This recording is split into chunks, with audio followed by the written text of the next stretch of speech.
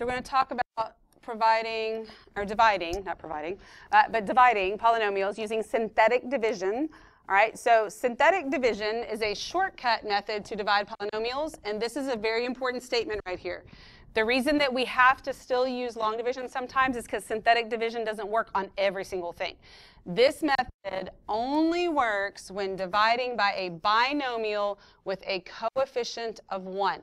So it has to be a binomial, two terms that we're dividing by, and the coefficient on x has to be 1. If it's not, you can force it into synthetic division, but that's not real pretty and doesn't always work out that nicely. It's really easier just to do long division, okay?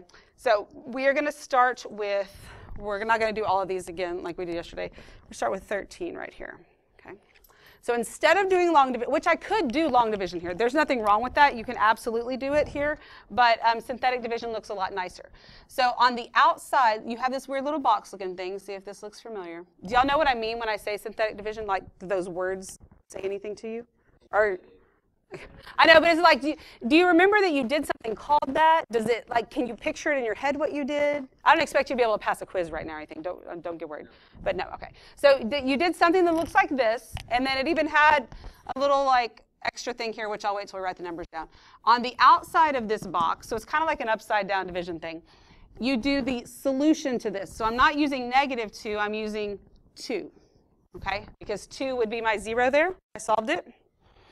Then the top row inside of here are the coefficients of this. Well, my little 3 that goes on that x is up here underneath my lines now, but it's sort of how, I don't know, it jumped up there somehow. So this should be 3x cubed, so fix that for me first. And then we use the coefficients here, okay? So the coefficient of this first one is 3, and then I have a -22, and then 37, and then -10. And then you put an extra little box in right here. Can anybody tell me what goes here when we're done? The what? The remainder. Good. The remainder goes here. Right? So you know how we got a remainder sometimes when we did long division? And it was just like down at the end and it wasn't 0? Well, the remainder, whether it's 0 or not, goes in that little box. And you just put it right underneath the last little number there. Okay? Everybody understand where everything came from? Okay? Because this is going to seem like magic at first, but I'm going to show you after, maybe when we do the review right before the test next Thursday, I'll show you why this works. Because somebody asked me that the other day, like, why does this work? So I'll show you. It's not really magic. There is a mathematical basis to this. So what we do now is we take this first coefficient and we just bring it down. It's 3. Okay? I would just come straight down. Then we multiply. 2 times 3 and we get what? 6. So we're going to put a 6 here. Then you combine these two. So what's -22 and 6? -16. Good. So I get a -16. Then I multiply 2 times -16, and that would give me what? -32. And then I combine these two, and what do I get? 5. Then I multiply 2 times 5, and I get 10.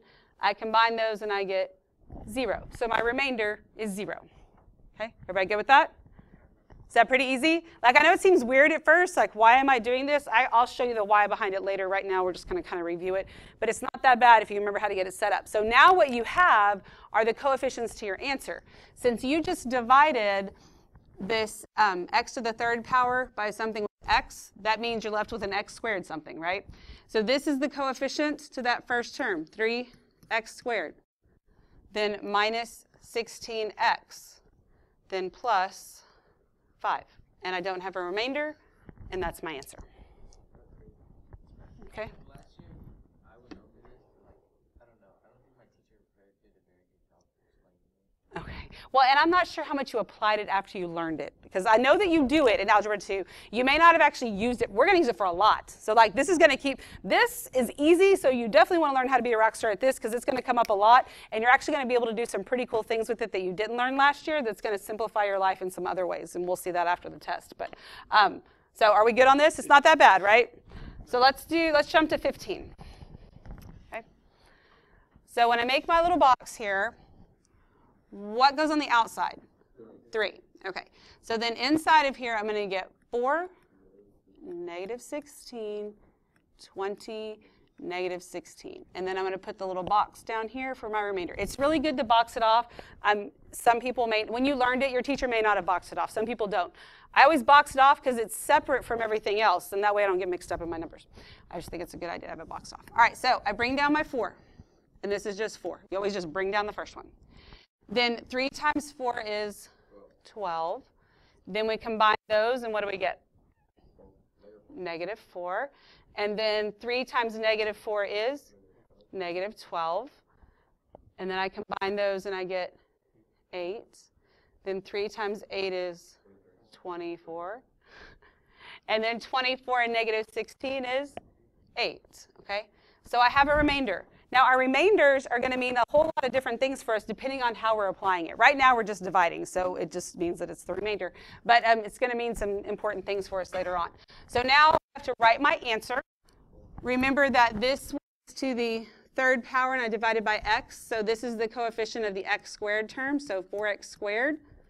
And then minus 4x plus 8 plus, always add your remainders. And then it's going to be 8 over what? X minus 3. It's over your divisor. Okay? Any questions? Does it look familiar now? Yes? No? Who's saying no? No, it's okay. Okay.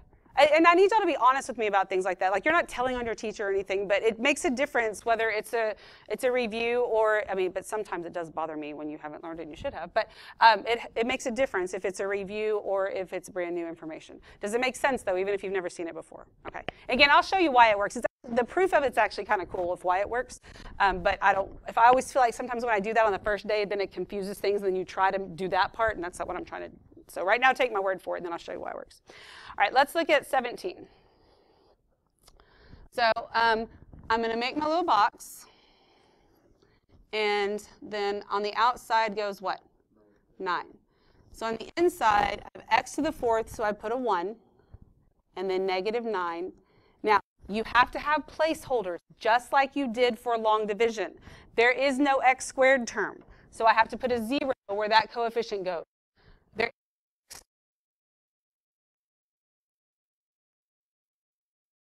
1. Those zeros are very, very, very important. Okay? Then I box this off. I'm going to give you a second, see if you can work through that.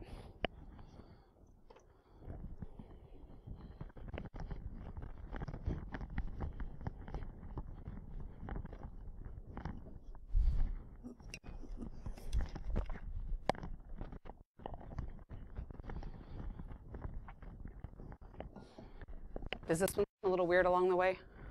Yeah, it's okay though. Weird is okay. I think that's it.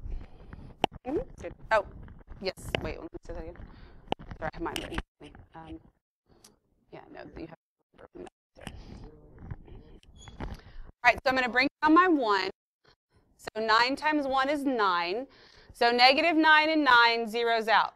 So 9 times 0 is 0. Plus 0 is 0. Then 9 times 0 is 0. Plus 0 is 0. Like, it's weird, but it's fine because zeros are easy, right? 9 times 0 is 0, and then that's a negative 1. So now when you go to write this, this was x to the 4th, which means this is the coefficient of your x cubed term, so it's just x cubed. Hang on. All right, so I had x cubed, 0x squared, so you don't write it, 0x, and then your constant is 0, and then this negative 1. Remember, you always add your remainder. You leave the signs attached to everything. So this would be a negative 1 in the numerator and x minus 9 down here. Okay? Everybody okay with that? Any questions? It's fairly simple, right? It's like a weird process maybe if you've never seen it before, but it's kind of a weird answer. Is that what you said? Yeah, and that makes you feel, yeah, it kind of pushes you out of your comfort zone when the answers are weird because then you're a little unsure of things. So how are we going to use this right now? Because we're going to use it a few different ways. It says, how can division be used to factor polynomials? Suppose you are given a polynomial function and one of its linear factors. You can completely factor the polynomial by dividing the function by its known factor. So that's what we're going to do here. It says, use division to write this in factored form if x minus 4 is a factor. So we can decide use long division or synthetic division? Which one would you rather use? Synthetic. I agree. So we're going to put. Then on the inside, I'm going to have 1, -5.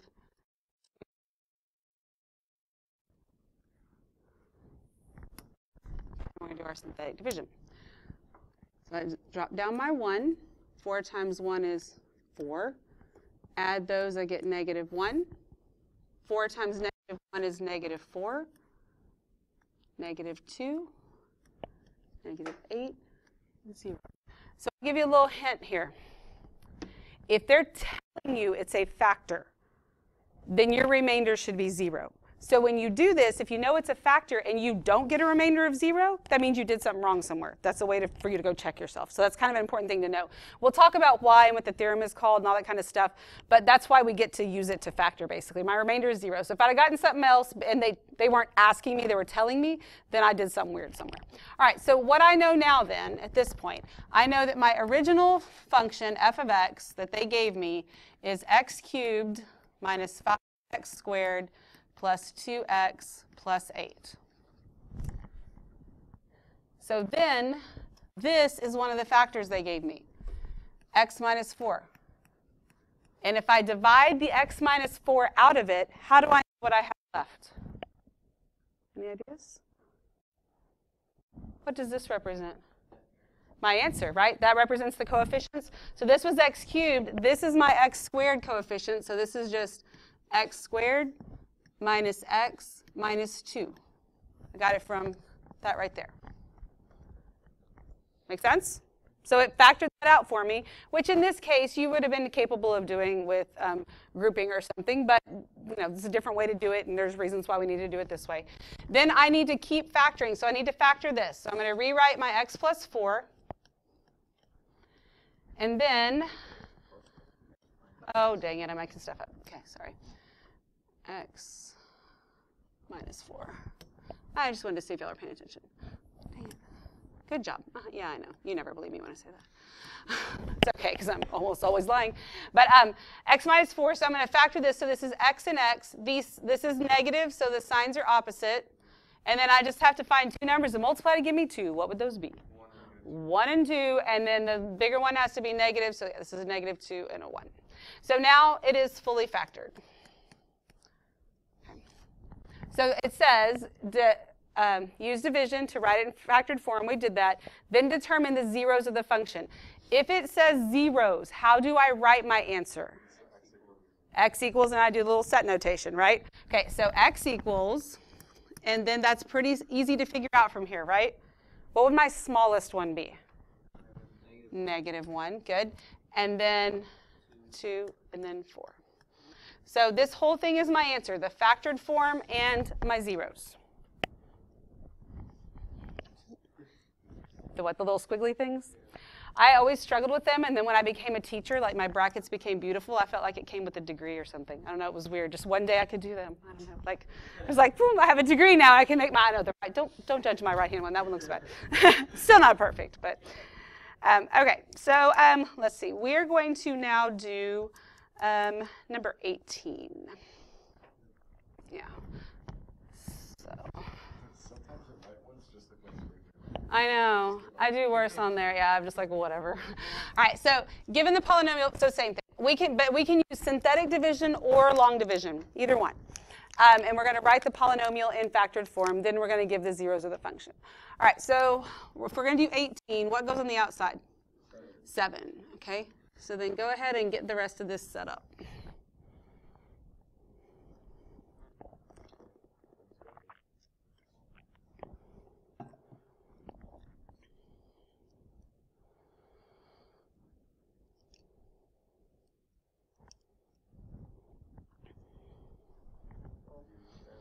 Yeah, that's why I told you to set up. So what are my numbers in here? I start with what? 1, and then do I put -37 next? No, because this is x cubed. I have to have a 0 for my x squared term. Then -37 and -84. If you miss those placeholders, it's really going to cause you bad, well, it's going to give you the wrong answer, but it's going to, make it really confusing and weird. Okay? So then I'm going to work through this, but I want you to see if you can work through it without looking up here. We can match at the end, but I'm not going to talk you through it either. Oh, what am I doing?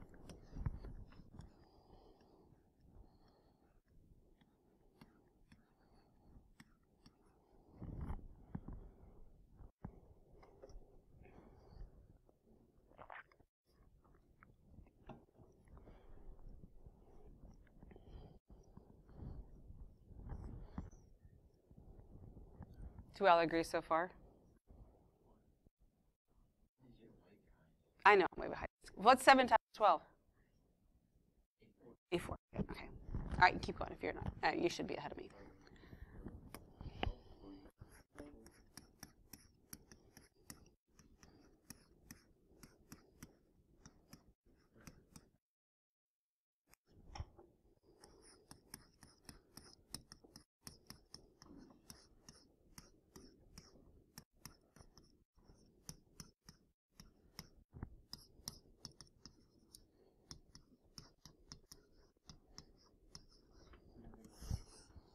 Right?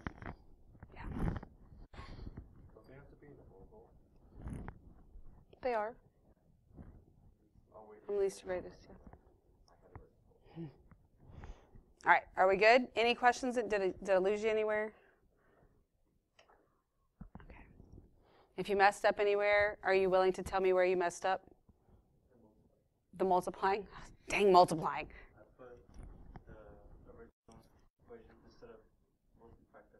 Oh, okay. Well, and that's fine. Oh, you mean this times the original one? Yeah, oh, yeah, that could cause you problems. Okay, good. I just didn't rewrite the original one, but yeah, you definitely don't want to multiply by that. Okay, that's good. See, this is why we practice. All right. Anything else? Okay. All right. So let's look at 20. Can I do synthetic division here? No. Why not? Because this can be anything, but it's this right here. This has to be 1, okay? The 6 is fine. So what would I have to do here then? Long division. Do we need to see another long division? Would that help? Or we feel good about it? It's okay? Okay. Yeah, you're okay, or yeah, you want to see it? Do it just to get, okay. I think it's probably a good idea. We got plenty of time because we're just going to do these two and then we'll be done. All right, so we're going to do long division. So 2x plus 5 goes out on the even if you feel like you're good at it, this won't hurt anything. We get 6x cubed plus x squared minus 27x plus 20. So does it matter? Because one of the things somebody was trying to figure out right before they left yesterday, when we divide by a trinomial, the process is the same. Because all you care about when you start is this first term and this first term. Like the 5 means nothing, the rest of that polynomial means nothing. You just got to make sure you have zeros for placeholders if you need them. So if I take 6x cubed and what do I get?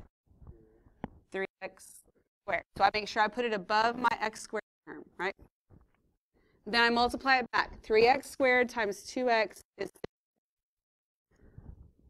3x squared times 5 is 15x squared. Then do not forget to go through and change the sign. Okay, so I change the signs on those. These should zero out every time. Then this is going to give me a negative 14x squared, and I bring down my negative 27x. Watch your signs here, because now we're going to take that negative 14x squared, and we have to divide it by 2x. So that's going to give me a negative what? 7x. So when I multiply this, I get negative 14x squared minus 35x. And do not forget to change the signs. Then we combine these. This zeroes out. What's a negative 27 and a positive 35? 8. So I get 8x, bring down my 20. So 2x goes into 8, positive 4 times. So then I get 4 times 2x is 8x. 4 times 5 is 20. Then we change the signs, which is what I would expect. So all is good. Okay? Everybody good with that?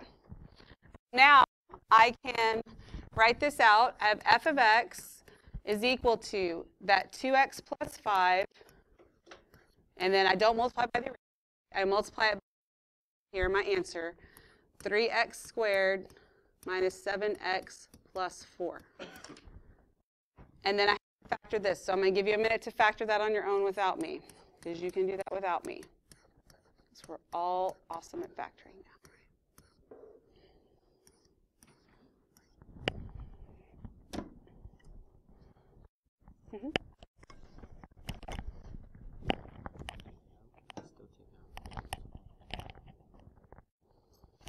Okay, so this does not factor into this, because look, 4 times 3 is not. Oh, I mean, Make sense? I know I did wrong. Okay. But yes, so if this really was the answer in the end, then yes, you could.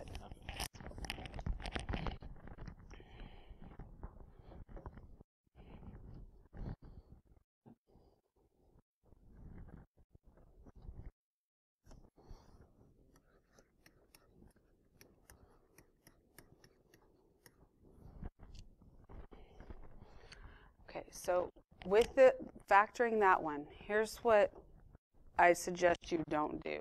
Unless you are just super confident and comfortable with your factoring, which I don't know if that truly applies to anybody, right?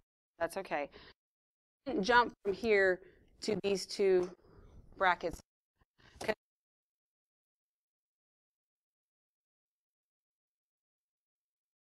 It's not 1, because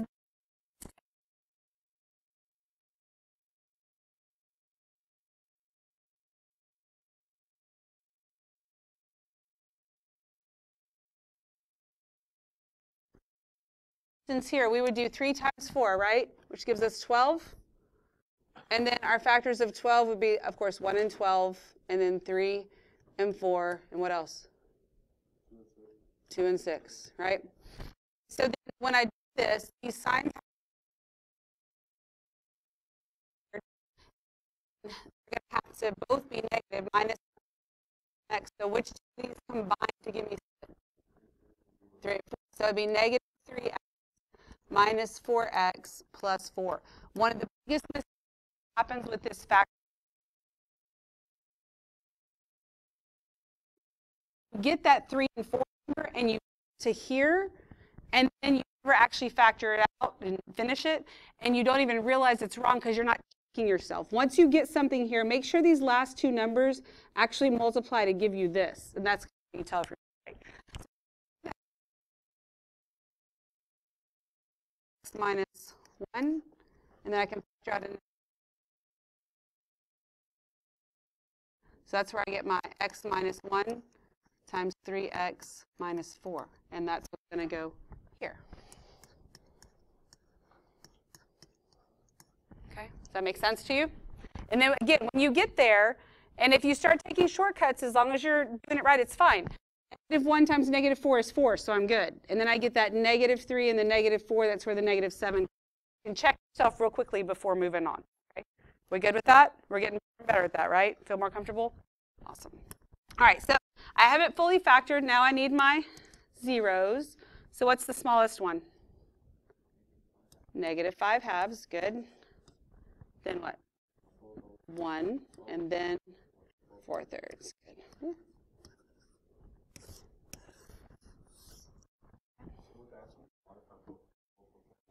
Technically, it's not wrong, I guess, but it should be in the right order. Yeah. Okay, any questions?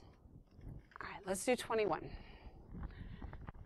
Synthetic, we can do long division here. You want to do long division or you want to do synthetic? Is that legal here? Yes, I would go with synthetic too. So that's going to be a positive 1, right? So on the inside, I have 2 and then 1, negative 11, negative 4, and 12. Always pay attention to whether or not you need those 0 factors as placeholders. We don't on there, but always double check that. So I bring down the 2. 1 times 2 is 2. 3.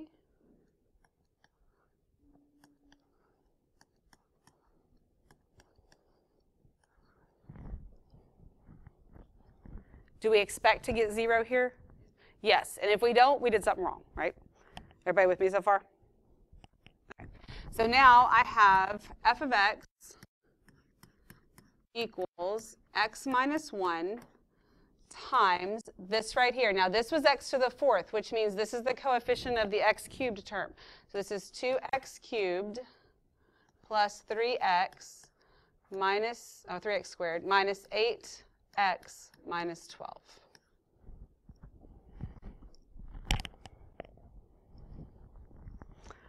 All right, are we capable of factoring that one that's not factored? Yes. What process would we use here? Grouping, yes. So I'm going to group these first two terms together and the second two terms together. And this, again, anytime you have something in front and you're going to do grouping, I would suggest throwing in some brackets so you don't get lost in your parentheses. So out of these first two terms, what can I factor out? X squared. That leaves me with 2x plus 3. And then what can I factor out of this? Negative 4. And that leaves me with 2x plus 3.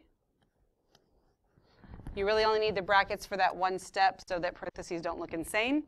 Then we get x minus 1. Then I'm going to factor out that 2x plus 3. And then I'm left with x squared minus 4.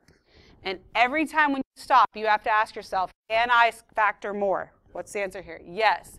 These are done. But this is a what? Difference of squares. Good. So I have the x minus 1 times the 2x plus 3 times, and then I just take the square root of both. So that's x plus 2 and x minus 2. So I have that all factored out nicely there. So my zeros, what's my smallest one? Okay, yes. So I've got a negative 2 as my smallest. Oh, my stupid pen. Hang on. Got a negative 2. Hang on, it's being ridiculous now. Negative 2, but I do have a positive 2 also, like this is a set, so I can go ahead and make that plus or minus 2. We want to combine those when we can. And then what would my next smallest be? Negative 3 over 2, good. And then 1. Okay, we good? Any questions at all? You feeling okay about this? So after seeing this again, do you just like love synthetic division? You should. You like it better than this? Synthetic division is better than this. But I think you're going to be fine with both, and you got to be able to do a little factoring. And oh, this is my. Okay. Any questions at all? The more comfortable you get with it, that comes with practice, and you're doing well. You just got to do it, right? You have to do that practice. Okay. All right, go ahead and get that glued in.